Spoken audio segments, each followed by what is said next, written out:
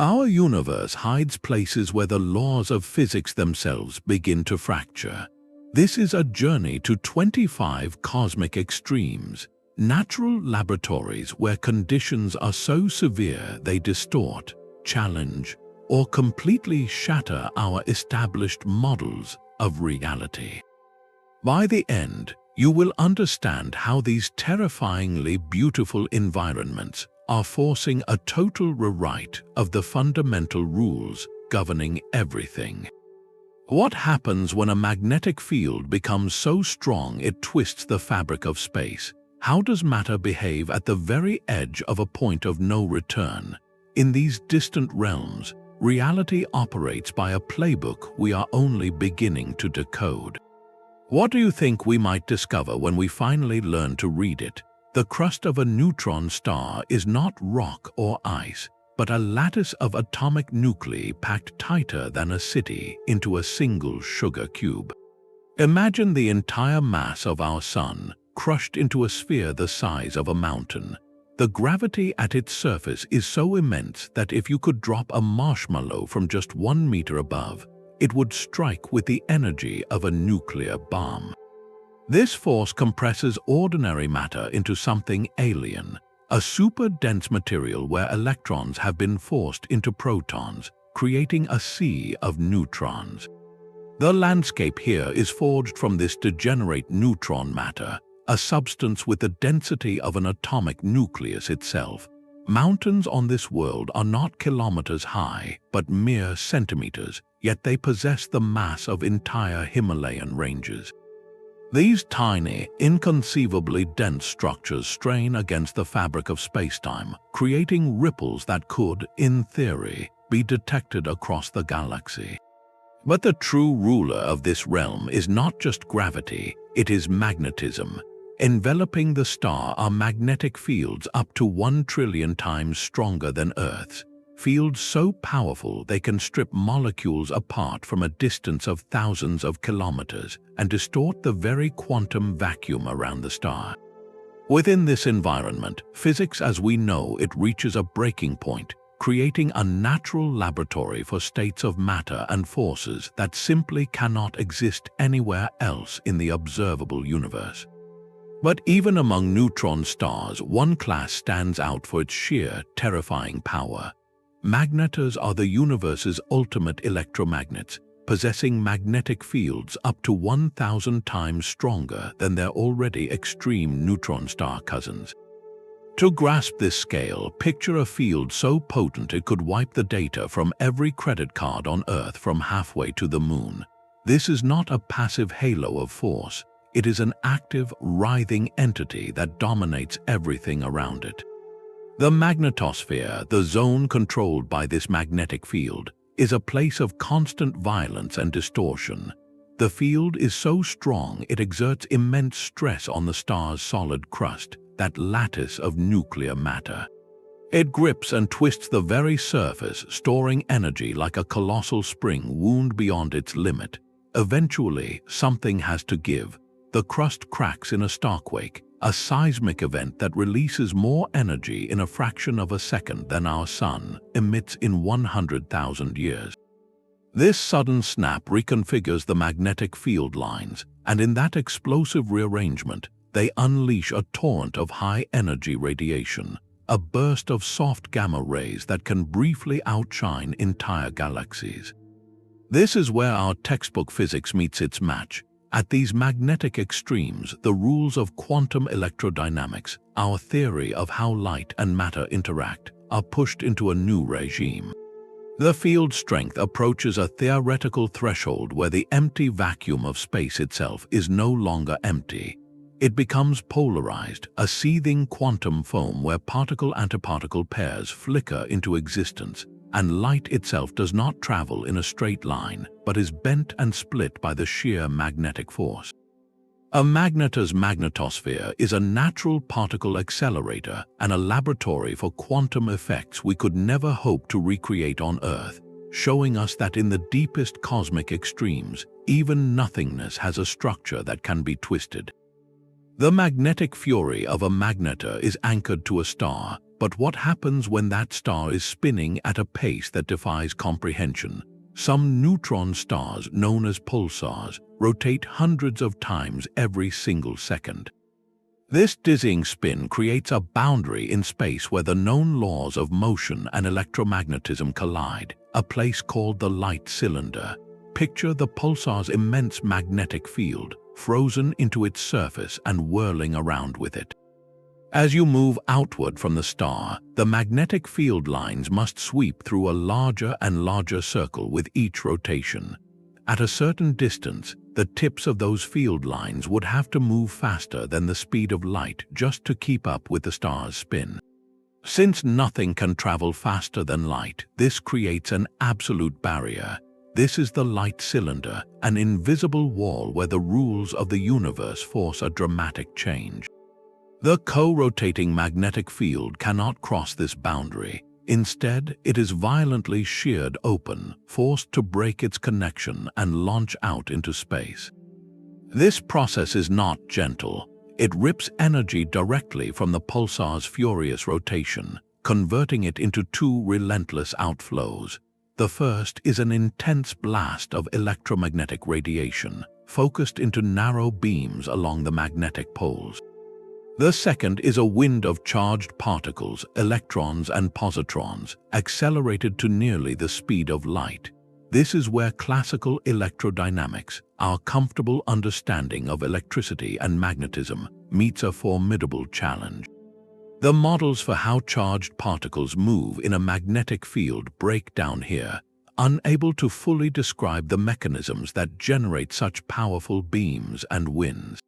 The region around the light cylinder becomes a natural particle accelerator of staggering efficiency, a cosmic engine that taps the pulsar's rotational energy to power its iconic lighthouse beams. These are the pulses we detect from across the galaxy, the regular ticks of a celestial clock whose mechanism lies in the tortured physics at the edge of a light cylinder, a place where space-time itself seems to say, "You cannot spin any faster." Yet even the extreme physics of a pulsar's light cylinder is a well-understood storm compared to the absolute silence found at a black hole's event horizon.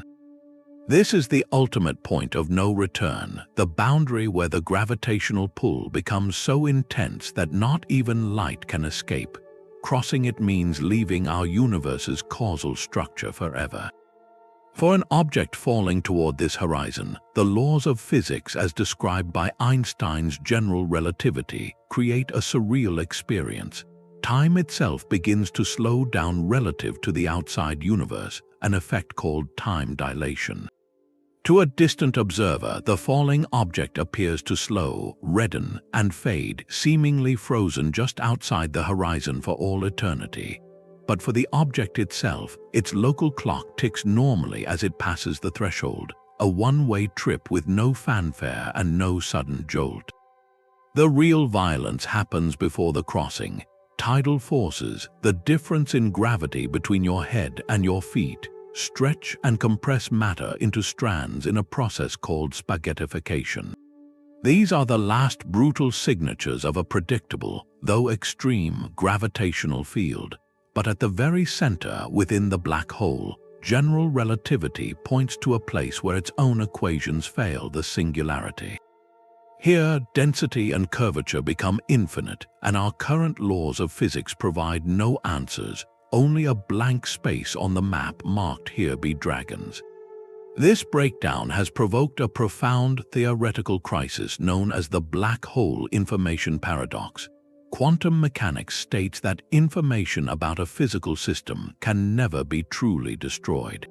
But if something falls into a black hole that eventually evaporates via Hawking radiation, what happens to all the information it carried?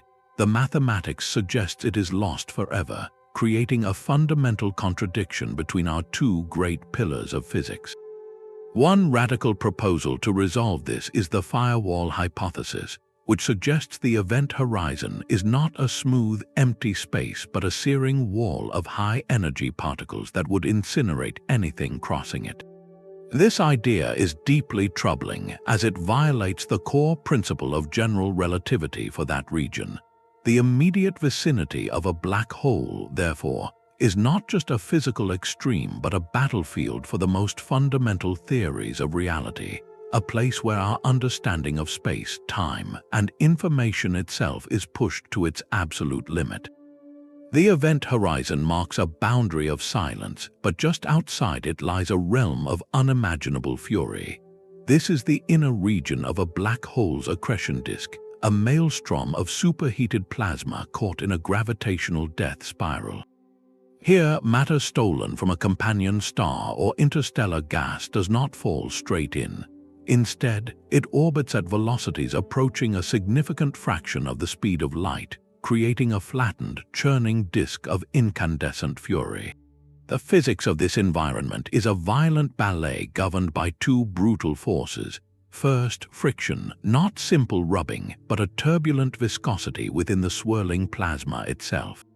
As layers of gas shear past one another at these relativistic speeds, the friction generated is so intense it heats the material to temperatures of millions of degrees. This transforms the disk into a brilliant source of high-energy radiation, primarily X-rays that scream across the cosmos, our primary beacon signaling a black hole's feast. Second, and perhaps more powerful, are magnetic fields. Entangled within the plasma, these fields are stretched, twisted, and amplified by the disk's differential rotation. They act like cosmic rubber bands, snapping and reconnecting in colossal bursts that accelerate particles and funnel material inward. This complex interplay of gravity, plasma physics, and magnetism is described by a fiendishly difficult branch of science called magnetohydrodynamics, or MDH. Modeling the chaotic behavior in this region pushes our computational and theoretical limits to the absolute edge. But the black hole's influence goes even deeper. According to general relativity, a spinning black hole does not just sit in space, it drags the very fabric of spacetime around with it, an effect known as frame dragging. In the inner disk, this means space itself is being twisted into a vortex. Orbiting matter has no choice but to be swept along, its path processing in a wild, final dance before the plunge. By studying the flickering X-ray signals from these inner disk regions, astronomers can actually map this frame-dragging effect, measuring the spin of the black hole itself. This turbulent plasma, glowing at millions of degrees just kilometers from oblivion, becomes our most extreme laboratory for testing how matter, energy, and spacetime itself behave under the most severe conditions the universe can muster. These relativistic jets are the universe's most powerful particle beams, launched from the very edge of oblivion. At the heart of an active galaxy, a supermassive black hole, weighing millions or even billions of times our Sun, is not feeding quietly. It is surrounded by a furious, glowing accretion disk, and from its polar regions it somehow ejects two narrow, opposing streams of plasma. This is not a gentle outflow.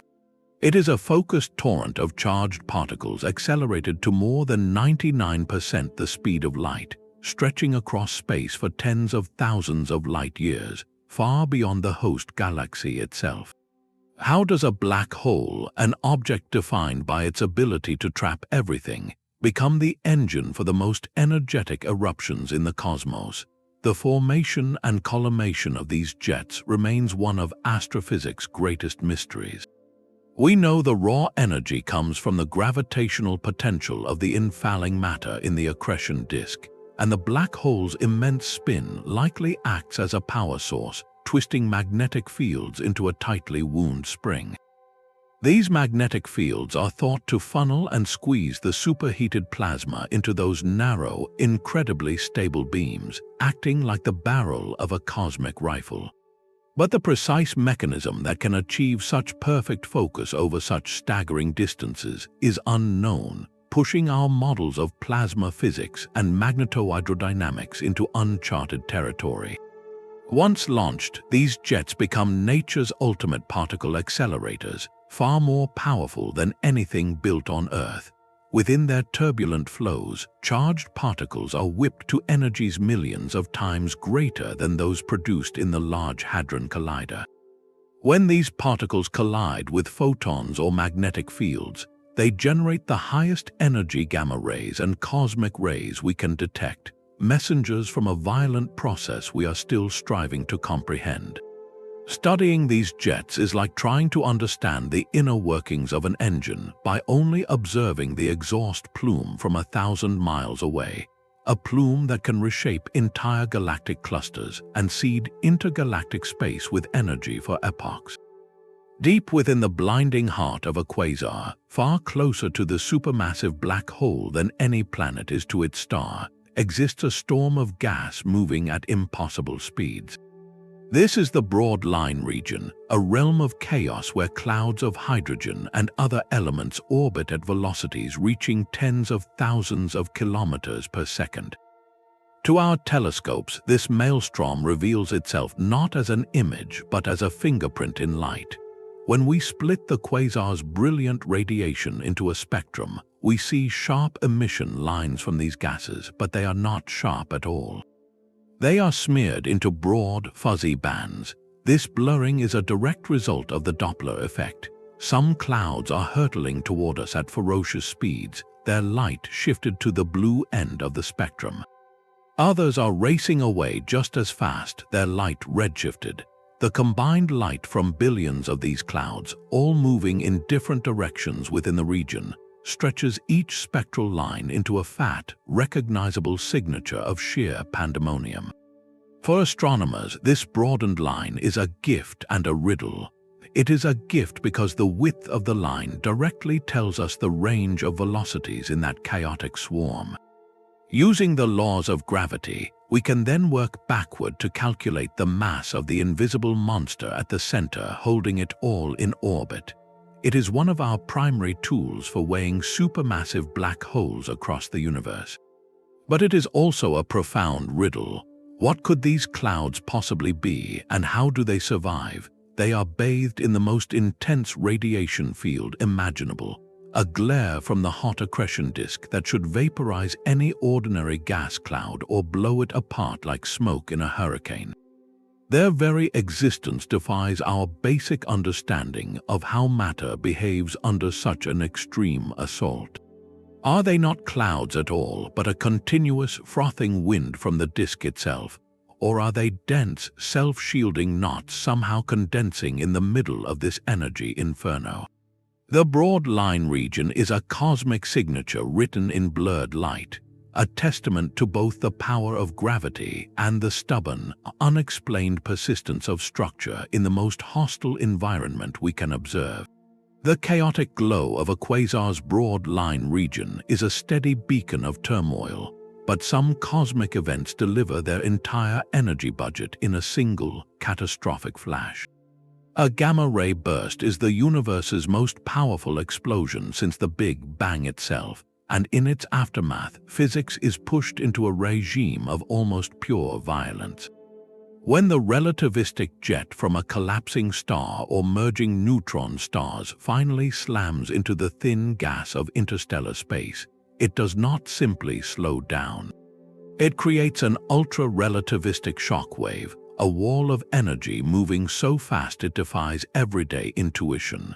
We are talking about velocities of 99.999% the speed of light. At these speeds, the concepts of a gentle collision or a gradual deceleration simply do not exist. The jet material plows into the surrounding medium with such ferocity that it instantly heats and compresses it, generating a forward shock that races ahead into space. Simultaneously, a reverse shock propagates back into the jet material itself. This double shock system becomes a titanic, natural particle accelerator and light source. The collision converts the jet's immense kinetic energy into radiation across the entire electromagnetic spectrum, from radio waves to gamma rays. This is the afterglow, a fading but multi-wavelength signature that allows us to study the burst long after the initial flash has vanished. For astronomers, this afterglow is a precious laboratory. It is our only chance to directly probe the physics of shocks operating at the absolute theoretical limit. Modeling these processes is a monumental challenge. We must account for how electrons are accelerated to near light speed in the turbulent magnetic fields of the shock, and then how they radiate their energy via synchrotron radiation, spiraling around magnetic field lines. The equations of magnetohydrodynamics, already complex, must be solved for conditions of extreme velocity, density, and magnetic field strength that we can never replicate. Furthermore, the radiation produced is so intense that it can interact with the very particles creating it, leading to complex feedback loops that alter the shock structure. Studying these afterglow shock fronts is like trying to decipher the laws of hydrodynamics by observing the splash from a bullet hitting water. But the bullet is moving almost at the speed of light, and the splash glows with the light of a million supernova. It is in this fading echo of destruction that we find our best clues to understanding the engines of the cosmos's most violent births. The fading afterglow of a gamma-ray burst is a long echo of violence, but the first light of a star's death is a single, piercing scream.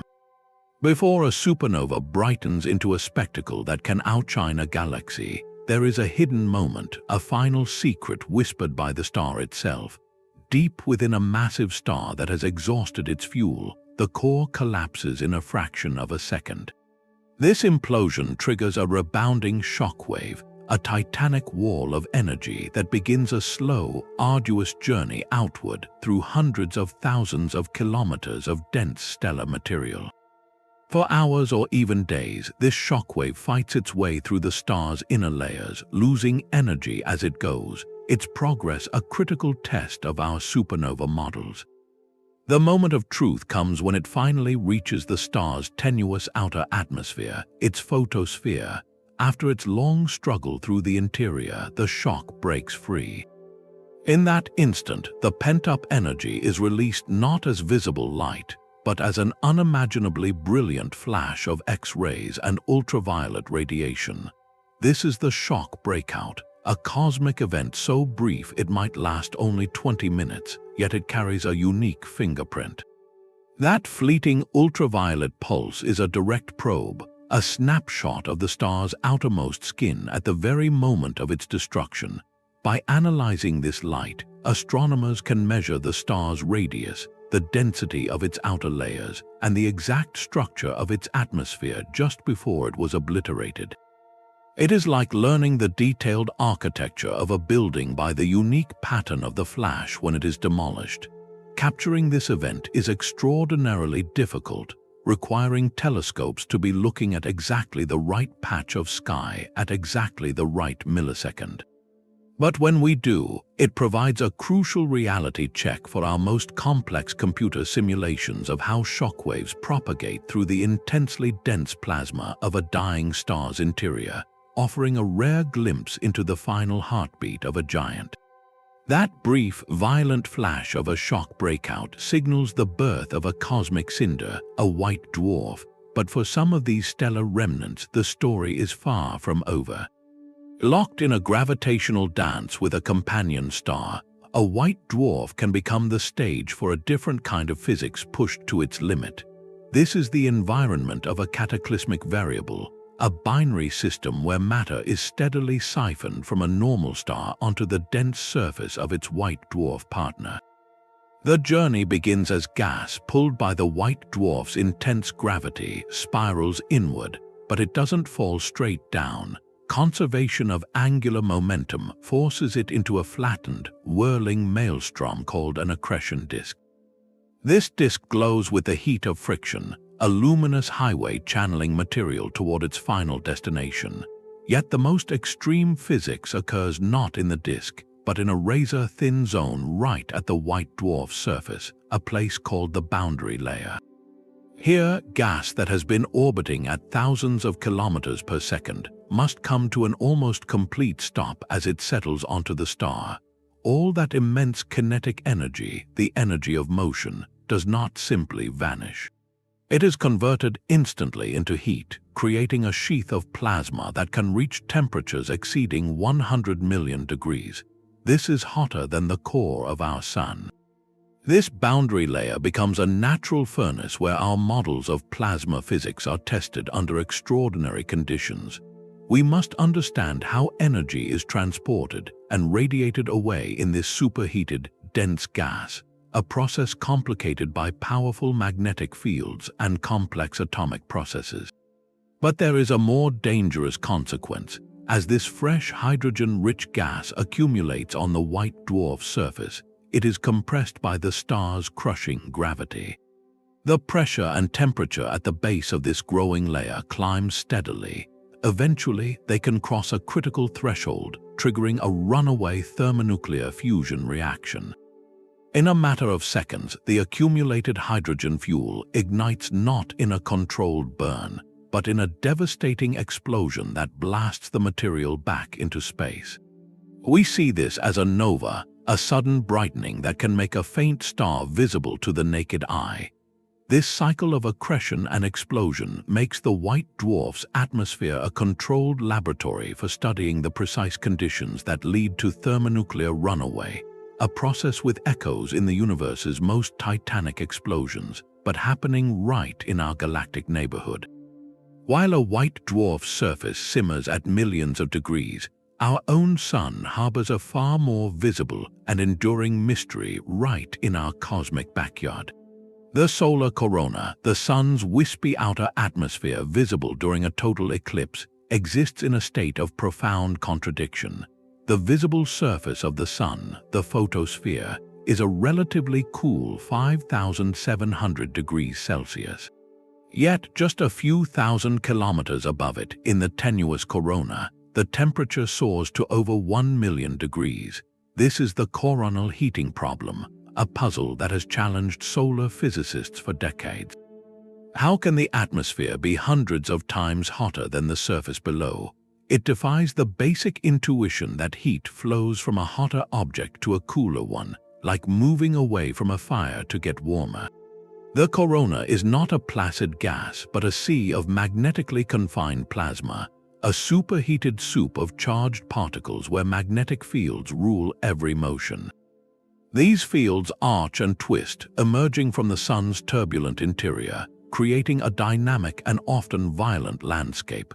The key to the heating lies in the constant, frenetic motion at the solar surface, which tangles these magnetic field lines like spaghetti. When these stressed lines snap and reconfigure in a process called magnetic reconnection, they release enormous amounts of energy in a fraction of a second. This explosive event can manifest as a solar flare, a localized burst of radiation across the electromagnetic spectrum that can briefly outshine the entire Sun in X-rays.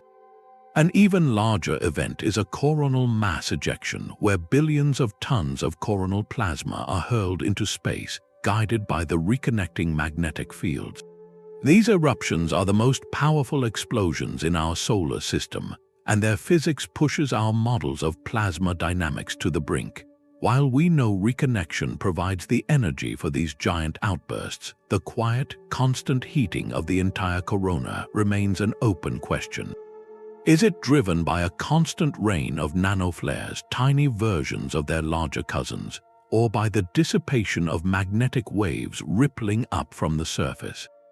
Understanding this is not just an academic exercise.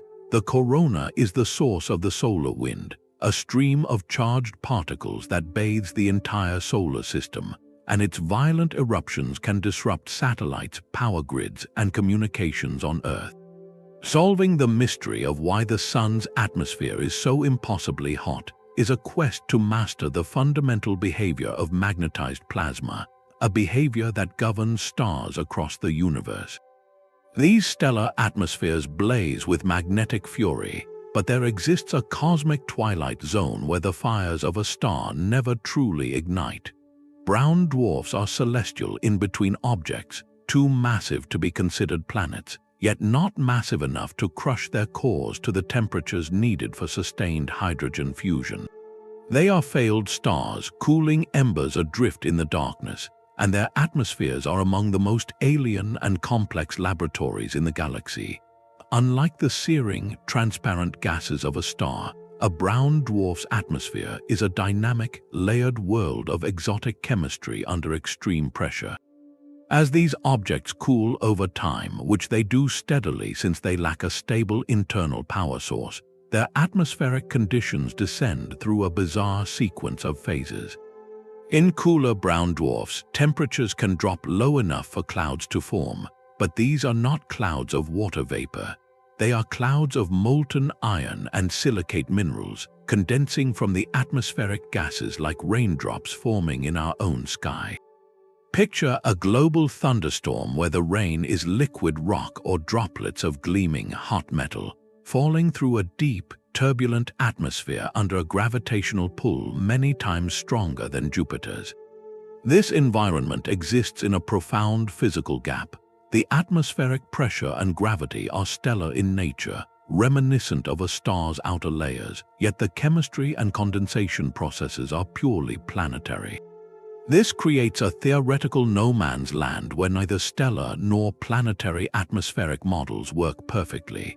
Our equations for cloud formation, developed for the gentle pressures of Earth or even the gas giants, break down under these intense conditions. How do particles nucleate, grow, and fall in an atmosphere where the gravity is so strong and the base pressure is crushing? The very colors of brown dwarfs betray this complexity. Some appear magenta or reddish, not from heat, but from the absorption of specific wavelengths of light by exotic molecules like methane and water vapor that can only form in these cooler, high-pressure environments. Others show surprising variability in their brightness, hinting at patchy, storm-driven cloud cover of these alien condensates swirling in global patterns.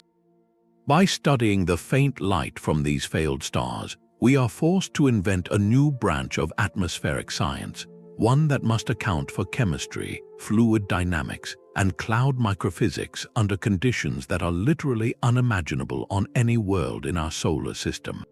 They are the ultimate test for our understanding of how matter organizes itself in the perpetual twilight between a star and a planet. While brown dwarfs smolder in isolation, other worlds endure a far more intimate and punishing relationship with their suns. Orbiting closer to their stars than Mercury is to our Sun, hot Jupiters are gas giants caught in a gravitational embrace so tight it warps our understanding of a planet itself. Their dayside faces are blasted with stellar radiation, heating their atmospheres to temperatures exceeding 2000 Kelvin, hot enough to vaporize iron and melt rock. This relentless stellar fury creates an environment of permanent, catastrophic imbalance. The night side of these tidally locked planets, forever turned away from the star, is comparatively cool and dark. This extreme temperature difference, thousands of degrees across a planetary diameter, drives supersonic winds. These are not gentle breezes, but global hurricanes screaming from the day to the night side at speeds surpassing 5,000 kilometers per hour, attempting in vain to redistribute the impossible heat. The very atmosphere of the planet is under siege. At such high temperatures and under such intense stellar wind pressure, the upper layers of the gas envelope can be stripped away entirely in a process called atmospheric blow-off.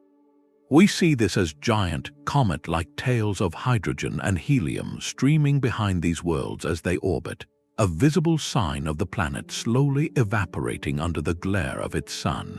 The chemistry in these superheated airs is unlike anything in our solar system. On cooler hot Jupiters, clouds might form, but they would be composed of condensed minerals like corundum, the mineral that forms rubies and sapphires, or perovskites, raining glittering gemstones through skies of vaporized rock. These planets exist at the absolute edge of what we consider a stable planetary atmosphere, pushing our models of atmospheric circulation and evolution into a realm of extremes we can only simulate with our most powerful computers. They are natural experiments showing us how a planet behaves when it is, quite literally, cooked alive by its own star. Drifting in the perpetual night between stars, a rogue planet carries its own hidden warmth. Ejected from its birth system by gravitational chaos, this lonely world is a dark iceberg adrift in the cosmic ocean, its surface a frozen wasteland under a sky forever devoid of a sun. Yet deep within its heart, physics suggests a different story might be unfolding. The interior of such a world is not a dead, frozen core. It is kept alive by two powerful internal engines. The first is primordial heat, the residual warmth from the violent collisions and gravitational compression that formed the planet billions of years ago, still slowly leaking out. The second is radioactive decay, the steady, persistent breakdown of unstable elements like uranium and thorium embedded in the rock and metal of the planet's core. This internal furnace, however faint, faces a formidable opponent, the immense insulating pressure of the planet's own layers. For a large, Earth-sized rogue planet, the heat generated deep within may be trapped so effectively that it cannot escape quickly into the frigid void of space. This creates the possibility for one of the most profound and isolated environments imaginable, a subsurface ocean. Locked between a rocky, heated core and a ceiling of ice dozens or even hundreds of kilometers thick, liquid water could persist for billions of years. The pressure at these depths would be colossal, transforming the overlying ice not into the familiar crystal we know, but into exotic high-pressure phases.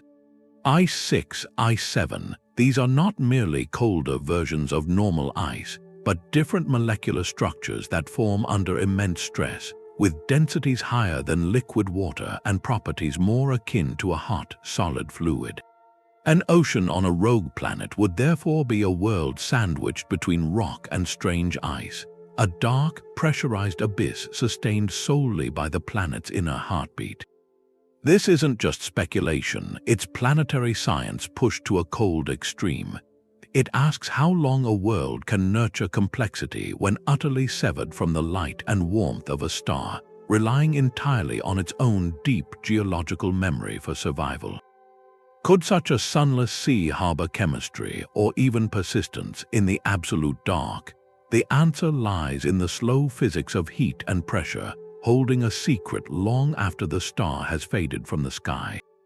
Far from the lonely chill of a rogue planet, the story of a world begins in a place of crowded, violent potential. Deep within the swirling nebula of a young star, the protoplanetary disk is a cosmic nursery, a vast flat plane of gas and dust spinning in a delicate balance with gravity. While its upper layers are bathed in starlight, the true crucible of creation lies hidden below in the dense, dark midplane. This is the disk's cold heart, a region shielded from the star's heat where temperatures hover just tens of degrees above absolute zero. Here, the faint warmth comes not from light, but from the gentle crush of accumulating material. As you descend into this layer, the pressure steadily increases, compressing the thin interstellar haze into a fog thick with microscopic particles of silicate rock and frozen ices of water, methane, and ammonia. This is the raw feedstock of planets, a frigid soup where the first whispers of structure must emerge from chaos. The fundamental challenge of planet formation happens right here in this dark, high-pressure frost. How do microscopic dust grains, smaller than a red blood cell, ever manage to stick together and grow into mountain-sized planetesimals? The initial step, called coagulation, seems simple, like rolling a snowball to make it bigger. But in this microgravity environment, particles that collide often just bounce apart or shatter each other instead of merging. Even if they stick, their growth hits a formidable barrier known as the meter-sized barrier. At around 1 meter in diameter, these orbiting chunks experience a deadly drag from the surrounding gas. This drag saps their orbital energy, causing them to spiral inward rapidly, doomed to fall into the star before they can grow any further. To bridge this gap, physics needs a helping hand, a mechanism to rapidly assemble meter-sized boulders into objects many kilometers across. The prime suspect is turbulence within the gas disk itself. This isn't smooth flow, but a churning, chaotic motion that could concentrate particles into dense clumps where gravity can finally take over. Yet modeling this process pushes fluid dynamics to its limits. The equations governing how gas and dust interact in this low-temperature, high-density environment are staggeringly complex, involving poorly understood factors like the stickiness of icy dust and the exact nature of turbulence in a rotating magnetized plasma. The midplane is a silent, frozen construction zone where the most fundamental act of cosmic architecture, building a world from stardust, relies on physics we are still struggling to write down. The frozen construction zone of a protoplanetary disk is itself born from a much larger, colder, and more mysterious womb. Drifting through the spiral arms of our galaxy are vast, shadowy structures known as giant molecular clouds. Within their deepest, darkest hearts lie isolated knots of incredible density called molecular cloud cores. These are the true cradles of stars, places so cold and quiet that the universe seems to hold its breath.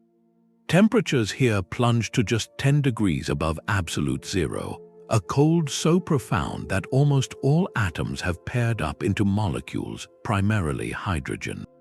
The darkness is nearly total, shielding the core from the disruptive energy of starlight. In this frigid stillness, a silent war of forces dictates whether a new sun will be born.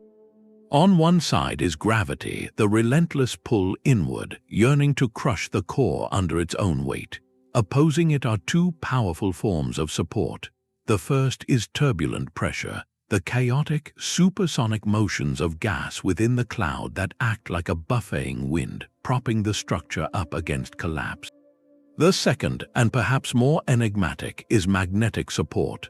These cores are threaded with magnetic fields, and because the cold gas is ionized in patches, these charged particles become tied to the field lines.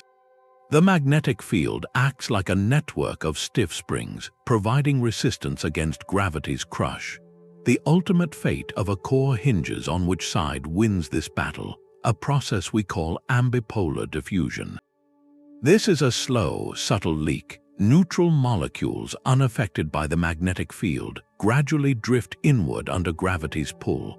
The charged particles stuck to the magnetic lines are left behind. Over hundreds of thousands of years, this separation weakens the magnetic grip, allowing gravity to finally gain the upper hand and initiate collapse. But our models of this delicate dance are incomplete. We struggle to simulate how turbulence and magnetic fields interact at these scales and temperatures, a chaotic physics that ultimately decides the birth, weight, and destiny of a star. Adding to the complexity is a surprising chemical richness. In the deep, cold, and protective dark, molecules far more complex than simple hydrogen form on the surfaces of dust grains. We find precursors to life like methanol and even simple sugars, forged in this interstellar deep freeze. These cores are not just simple bags of gas, they are sophisticated chemical factories operating at near absolute zero, where the very ingredients for future planets and perhaps life itself are quietly assembled in the dark, long before the first glimmer of starlight appears. The profound chill of a molecular cloud core is shattered by the birth of a true stellar titan. An O-type star enters the cosmos not with a whimper, but with a cataclysmic roar of light. These are the rarest and most massive stars, monsters that burn through their nuclear fuel in just a few million years, living fast and dying young.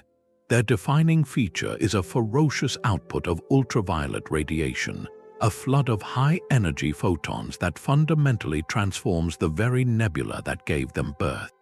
This is the genesis of an H2 region, a glowing cavity of chaos carved by pure radiative fury. The process begins as those torrential ultraviolet photons stream out from the newborn star. When one strikes a neutral hydrogen atom, it doesn't just excite it, it rips the electron clean away. This act of ionization creates a hot plasma of free electrons and protons, a searing gas that glows with a characteristic pinkish-red light as electrons recombine with protons and cascade down energy levels. But the star's influence doesn't stop at lighting up the gas. It creates a sharp, propagating boundary called an ionization front. Imagine a wall of pure ultraviolet light advancing into the cold, neutral cloud. On one side of this wall is the hot, ionized, glowing plasma of the H2 region. On the other side is the cold, dark molecular cloud. The front moves outward at tremendous speed, heated by the starlight, and its expansion drives a shock wave ahead of it like a bulldozer blade plowing through snow. This shock compresses the surrounding neutral material, sometimes enough to trigger the collapse of new cloud cores and the birth of the next generation of stars, even as the central O star is busy destroying its own nursery. This creates a complex feedback loop where one star's violent life can both suppress and promote star formation nearby. Modeling this environment is a monumental challenge in radiative transfer, the science of how radiation moves through and interacts with matter. We must calculate how millions of ultraviolet photons are absorbed, scattered, and re-emitted as they travel through a fog of gas that is itself being heated, ionized, and blown outward by the pressure of that same radiation. It is a dynamic, violent equilibrium, a bubble of searing plasma constantly inflating within the cold dark of space, testing our ability to simulate how light itself can sculpt the structure of a galaxy. That flood of ultraviolet light from a newborn O star is just the first chapter in a massive star's violent life. For the most massive of them all, the final act before the supernova is one of spectacular self-destruction. A Wolf-Rayet star is a stellar corpse in plain sight, a massive star that has been stripped down to its bare, furious core. Through a combination of its own incredible luminosity and powerful pulsations, it has blown away its entire outer envelope of hydrogen, revealing the scorching layers where nuclear fusion forged helium, carbon, and oxygen. What remains is a searing ball of heavy elements, shining with a temperature exceeding 100,000 degrees. This exposed core now wages a war against itself, and it is losing catastrophically. The star unleashes a stellar wind of such ferocity it redefines the word.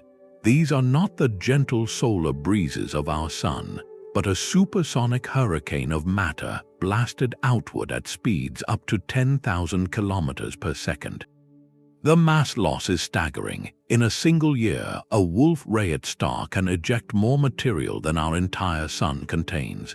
This wind is so dense it becomes opaque, forming a thick, expanding cocoon of circumstellar material that completely shrouds the star from view. We do not see the stellar surface directly. We see the glowing, turbulent envelope this wind creates. This is a star actively disassembling itself, shedding the very layers that moments ago, in cosmic terms, were the site of intense nuclear burning. The physics driving this extreme mass loss pushes our models to the breaking point. These are radiation-driven winds, where the intense light from the star pushes on atoms in the atmosphere. But at the densities and speeds involved, the simple models we use for other stars fail completely. The wind becomes so thick that photons, the particles of light, scatter countless times within it, transferring their momentum far more efficiently in a complex feedback loop that is brutally difficult to simulate. This isn't just an academic challenge. The rate at which a Wolf-Rayet star sheds mass determines its final weight at the moment of collapse, which in turn dictates the type of supernova it will produce and the specific cocktail of heavy elements it will scatter into the galaxy. These stars are the primary cosmic forges for elements like carbon, oxygen, and neon. Their violent winds directly shape the chemical landscape of future stars and planets, seeding the cosmos with the raw materials for rocky worlds and ultimately life itself. To understand the legacy of these stellar titans, we must first solve the turbulent physics of their final, furious breath. Our galactic core is a place of unimaginable density and violence, a cosmic arena where stars are packed together 1,000,000 times tighter than in our quiet solar neighborhood. At the very center of this maelstrom sits Sagittarius, a star, the supermassive black hole anchoring the Milky Way with the mass of 4 million suns. This is not a dormant pit, but an active participant in a chaotic gravitational ballet. The space around it is crammed with stars on frantic, elliptical orbits, whipping around the black hole at blistering speeds. One star, known as S2, completes its orbit in just 16 years, and at its closest approach it reaches a velocity of nearly 3% the speed of light. By meticulously tracking these stellar paths over decades, astronomers have performed the ultimate test of Einstein's general relativity. The orbits themselves precess, their points of closest approach shifting with each revolution in a way that perfectly matches the predictions for spacetime warped by a supermassive object, providing some of the strongest evidence yet for the black hole's existence and nature. This environment, however, is bathed in more than just extreme gravity. Intense radiation fields from young, massive stars and from the hot gas spiraling into the black hole itself create a hostile zone that should, in theory, prevent new stars from forming. The tidal forces from Sagittarius, a star, are strong enough to tear apart a molecular cloud before it could ever collapse. Yet, paradoxically, we observe a population of young, massive stars orbiting dangerously close to the black hole. How did they get there? One possibility is that they formed farther out and migrated inward, but the journey through such a dense stellar crowd is perilous. Another, more radical idea is that they formed in spite of the hostility, within an extraordinarily dense and massive disk of gas that was able to shield itself and collapse under its own weight right under the black hole's nose. This forces us to reconsider the very limits of where star formation is possible. Adding to the mystery are strange entities known as G objects. They look like compact clouds of gas, but they move like stars, following elongated orbits that take them perilously close to the black hole. When they approach their point of closest passage, they stretch and distort as if being pulled apart, yet they somehow recoil on the other side. The leading theory is that these are not simple gas clouds, but stars hidden within thick, dusty shrouds, possibly the result of stellar mergers. Their resilience against the black hole's tidal forces challenges our understanding of how both stars and gas behave under such extraordinary stress. The Galactic Center, therefore, is more than just a singular monster. It is a holistic extreme environment, a natural laboratory where stellar dynamics, radiative physics, and gravitational theory collide, offering a front-row seat to the most energetic and enigmatic processes shaping the heart of our own galaxy. Beyond the brilliant hearts of individual galaxies lies a far vaster and more diffuse sea of fire. In the great clusters where hundreds of galaxies are bound by gravity, the space between them is not empty. It is filled with a superheated, whisper-thin plasma known as the intracluster medium. This gas is so hot it glows not in visible light, but in a brilliant torrent of X-rays, with temperatures soaring to tens of millions of degrees. That heat comes from the sheer violence of the cluster's formation, as galaxies and dark matter fell together in a colossal gravitational collapse, shocking and compressing the primordial gas to these incredible energies. This thin, scorching mist is deceptively important.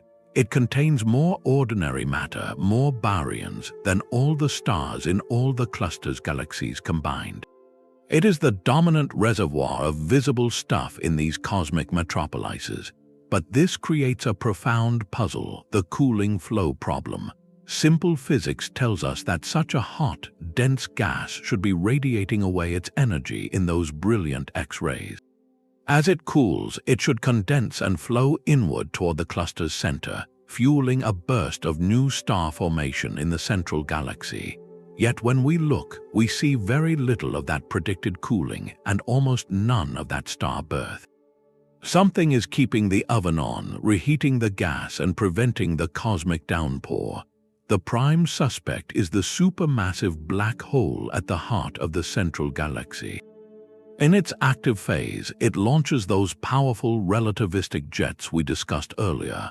But here, the jets don't escape into empty space. They plow directly into the intracluster medium. This is like plunging a colossal blowtorch into a fog. The jets inject vast amounts of energy, creating buoyant bubbles of ultra-hot plasma that rise through the surrounding gas, stirring it, shocking it, and offsetting the cooling.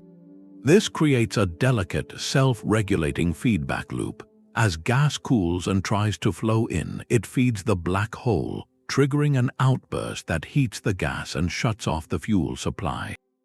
Modeling this balance is a monumental challenge for astrophysics.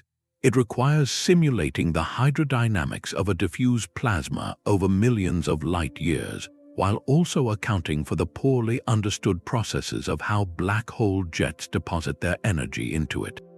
The intracluster medium is a cosmic pressure cooker where the largest scale structures in the universe are governed by the smallest, most energetic engines at their hearts, a testament to how interconnected the cosmos truly is. That superheated plasma within galaxy clusters occupies the densest nodes of the cosmic web, but its vast filaments trace out the edges of something far emptier. Stretching for hundreds of millions of light years between the great walls and threads of galaxies are the cosmic voids, the universe's true deserts.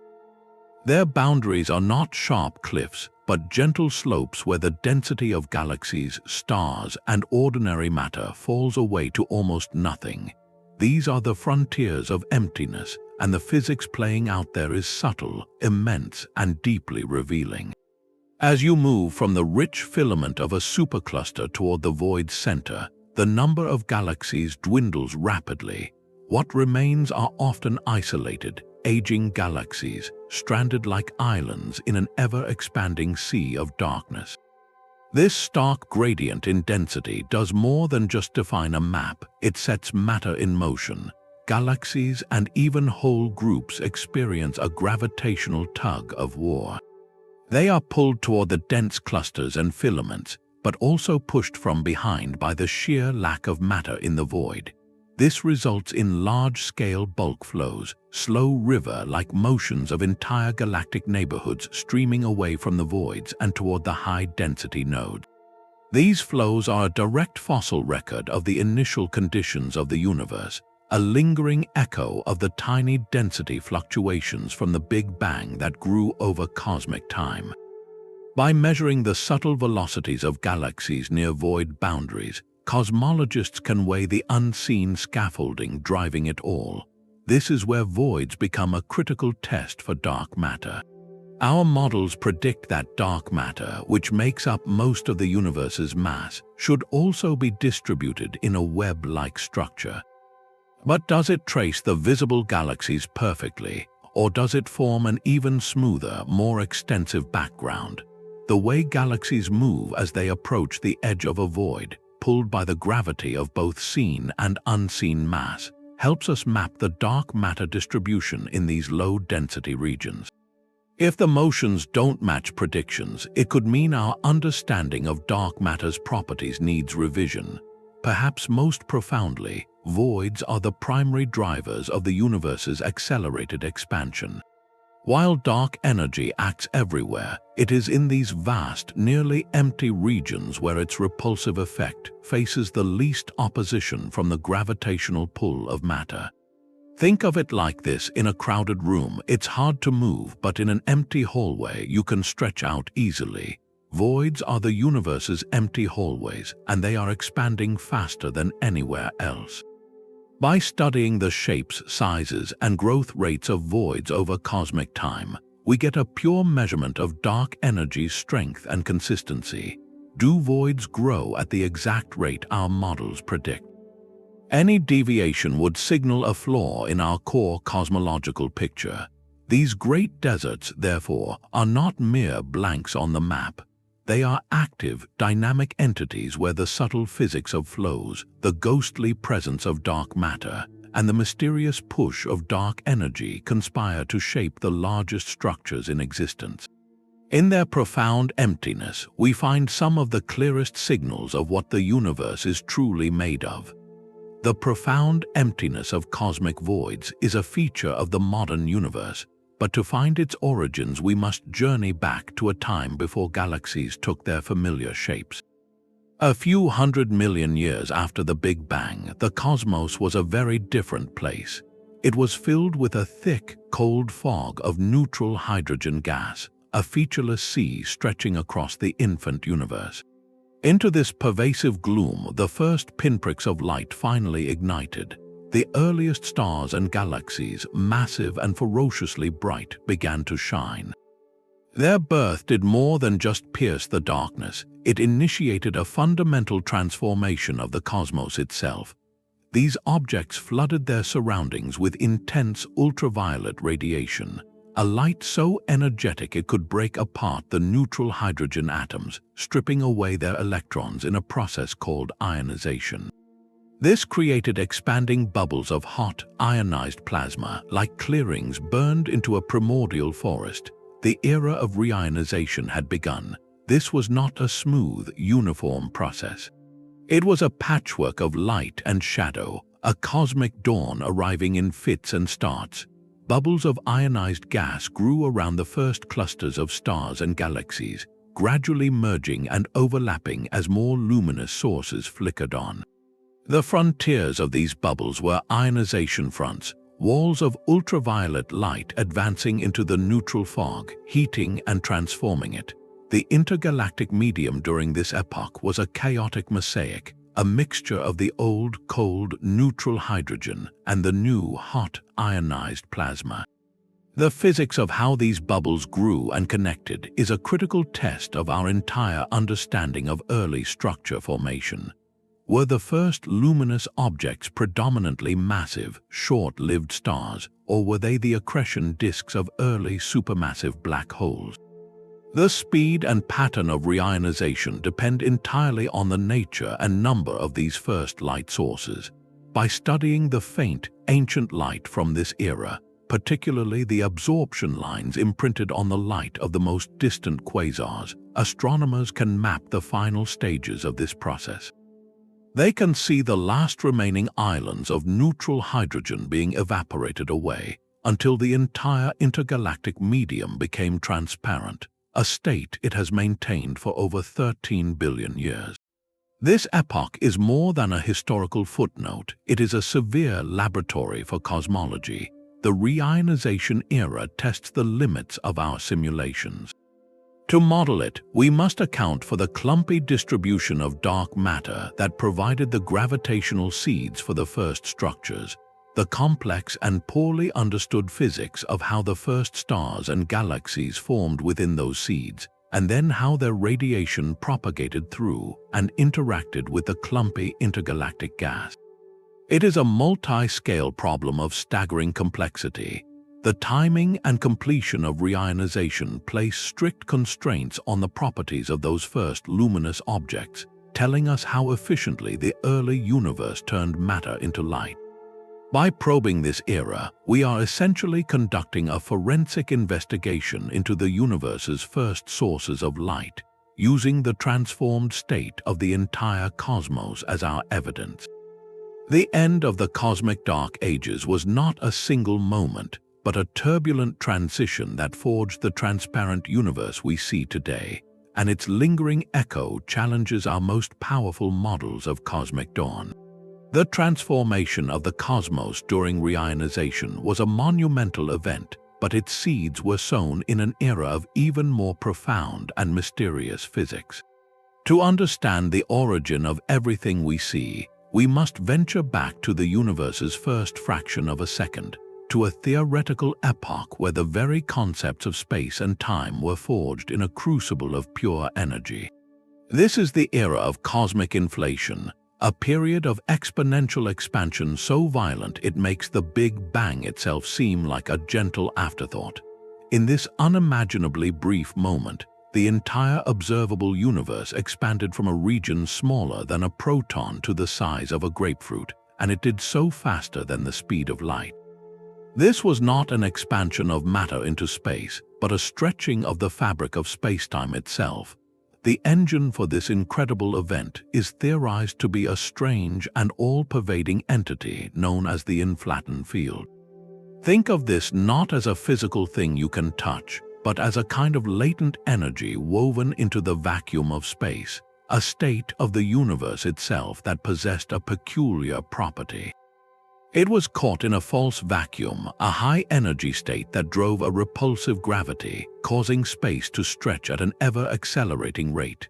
This was the ultimate cosmic reset, ironing out any wrinkles or curvatures from a prior state, leaving the newborn universe remarkably smooth, flat, and uniform on the largest scales. But inflation did more than just smooth things out. It also created the seeds for all future structure. Here, quantum field theory meets cosmology in its most extreme test. According to quantum mechanics, empty space is not truly empty. It is a seething foam of virtual particles and energy fluctuations popping in and out of existence. During the normal expansion of the universe, these microscopic quantum jitters are too small to matter. But during inflation, space stretched so rapidly that these tiny fluctuations were stretched to macroscopic scales before they could vanish back into the quantum foam. Imagine drawing a microscopic, random squiggle on a deflated balloon, then inflating that balloon to the size of a city. The tiny squiggle is now a giant, frozen pattern on the balloon's surface. Inflation did exactly this to quantum fluctuations in the inflaton field. As the universe inflated, these minute variations in energy were magnified across vast cosmic distances, becoming imprinted as tiny differences in density in the primordial plasma. These density ripples are the cosmic blueprints. Over billions of years, gravity would amplify these subtle overdensities, pulling matter into them to form the first clouds of gas, then stars, then galaxies, and eventually the entire cosmic web of clusters and voids we observe today. The pattern of galaxies we see across the sky is in essence a fossilized imprint of quantum noise from the universe's first trillionth of a second. This idea pushes our two greatest theories to their absolute breaking point. General relativity describes gravity and the large-scale structure of spacetime beautifully, while quantum field theory governs the subatomic world with stunning precision. The inflationary epoch is the one place where these two realms are forced to interact directly. The inflaton field is a quantum entity, yet its behavior dictates the geometry of the entire cosmos through gravity. We currently have no complete theory of quantum gravity to describe this marriage seamlessly. Inflation remains a compelling and elegant framework because it explains so many observed features of our universe, from its large-scale flatness to the specific pattern of the cosmic microwave background radiation. Yet it is also a theoretical frontier, a glimpse into a regime of physics where energy densities and expansion rates were so extreme that our current laws can only point toward the possibility, not yet provide a definitive map. It suggests that the largest structures in existence, from galactic superclusters to the great voids, owe their origin to the most minuscule and unpredictable quantum events, forever linking the fate of the cosmos to the ghostly whispers of the quantum vacuum. The quantum seeds of inflation grew into stars, and for the most massive of them, the final collapse begins from within. In the last seconds of a giant star's life, its iron core, no longer able to fuse elements for energy, succumbs to its own immense gravity. As it implodes, densities skyrocket to levels surpassing that of an atomic nucleus, and temperatures soar past 100 billion degrees. In this unimaginable forge, protons and electrons are crushed together, merging into neutrons and releasing a torrent of ghostly particles, neutrinos. For a fleeting moment, the very heart of the star becomes a neutrino-dominated realm. These particles, which usually pass through entire planets without a single interaction, are now produced in such staggering numbers, around 10 to the 58th of them, that even they become trapped. The collapsing core becomes so dense that neutrinos, normally the universe's most elusive messengers, are scattered and absorbed, unable to escape freely. This creates a neutrinosphere, a searing boundary deep within the wreckage, similar to the photosphere of a star but for these weakly interacting particles. The energy contained within this trapped neutrino sea is colossal, accounting for 99% of the supernova's total energy budget, 100 times more than the kinetic energy of the exploding outer layers, and 1,000 times more than the brilliant optical light we eventually see.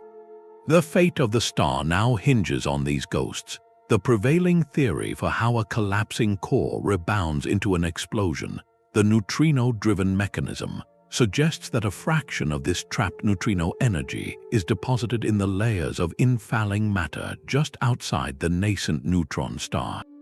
It is this neutrino heating that re-energizes the stalled shockwave, giving it the push it needs to finally blast outward and tear the star apart. But modeling this process accurately is one of the most severe computational challenges in all of science. We must simulate the three-dimensional, turbulent flow of matter under extreme gravity and pressure, while simultaneously tracking the complex dance of neutrinos of different types and energies as they diffuse, scatter, and interact with the evolving plasma.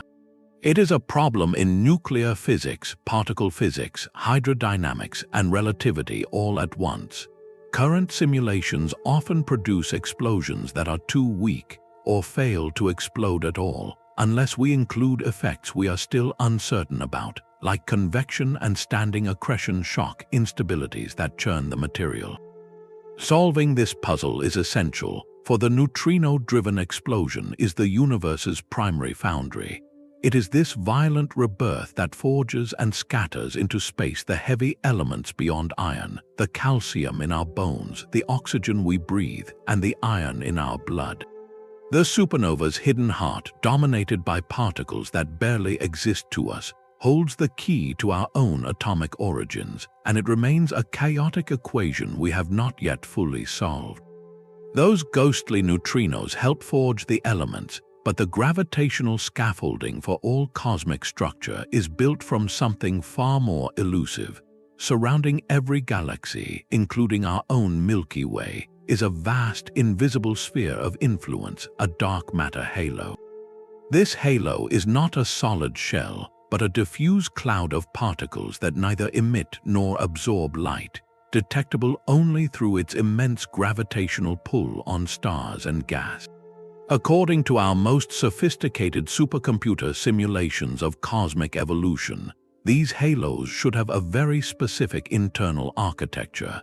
The density of dark matter should rise steeply and steadily toward the galactic center, forming what cosmologists call a cusp. Picture a mountain whose slope gets dramatically steeper as you climb toward the peak, with dark matter packed increasingly densely the closer you get to the heart of the galaxy. This prediction is a cornerstone of the cold dark matter model, which has been remarkably successful at explaining the large-scale structure of the universe. But when astronomers look closely at certain types of galaxies, particularly small, faint dwarf galaxies, they find something puzzling. Instead of that predicted steep cusp, the dark matter density in their centers appears to be almost flat, like a plateau or a constant density core. It is as if the mountain's peak has been sheared off, leaving a wide, level plain at its summit. This mismatch between theory and observation is known as the Core-Cusp problem, and it represents one of the most persistent cracks in our otherwise successful cosmological model. The discrepancy forces us to ask profound questions. Could it be that our understanding of dark matter itself is incomplete? Perhaps dark matter particles are not completely cold and collisionless, but have some tiny, intrinsic property that allows them to interact with each other, smoothing out the central cusp over time. Or, more intriguingly, could the answer lie not with the dark matter, but with the ordinary matter we can see? This is the idea of baryonic feedback. Stars, supernova, and the energetic outflows from black holes inject tremendous amounts of energy into a galaxy's central regions. This constant churning from normal matter might act like a cosmic mixer, stirring up and redistributing the dark matter gravitationally, effectively eroding the sharp cusp into a gentle core.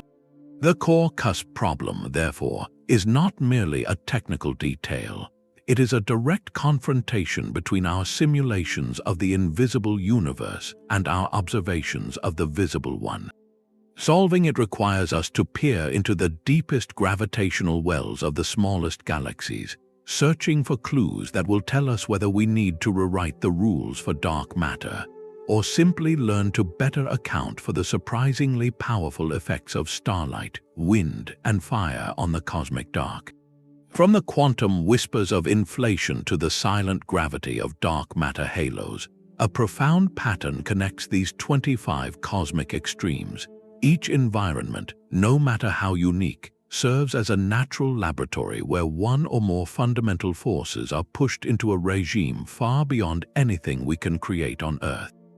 The recurring actors in this grand cosmic drama are unmistakable. Gravity, in its most extreme form, shapes the event horizons of black holes and crushes neutron stars. Relativistic effects, where velocities approach the speed of light, govern pulsar winds and gamma-ray burst afterglows. Immense magnetic fields, trillions of times stronger than Earth's, twist the vacuum around magnetars and focus the jets of active galaxies. And the complex, turbulent behavior of magnetized plasma dictates the coronas of stars, the hearts of accretion disks, and the vast intracluster medium. What unites them all is their role as crucibles for discovery. They are not merely curiosities, they are the universe's way of running experiments at energy and density scales our particle colliders can only dream of. In every case, from the failure of our star formation models in the Galactic Center to the paradox of information at a black hole's edge, these environments reveal the boundaries of our current theories.